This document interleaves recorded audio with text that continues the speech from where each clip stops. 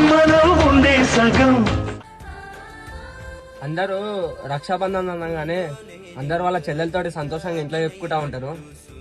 కానీ నా తలరాతలో రాసి పెట్టి లేదనుకుంటా నేను ఇక్కడ జరుపుకోవాల్సి వస్తుంది. ఆ దేవుడు నాకు చెల్లని ఇచ్చినట్టే ఇచ్చి మళ్ళీ అందరంతా దూరం చేసేసిండు. అందరికీ నా చిన్న ఒక రిక్వెస్ట్ ఏంటంటే లైఫ్లో చెల్లి ఉన్నప్పుడు సంతోషంగా చూసుకోండి. మళ్ళీ తిరిగి పోయినాక మళ్ళీ సంతోషంగా చూసుకోవాలనుకున్నా మీకు దక్కదు.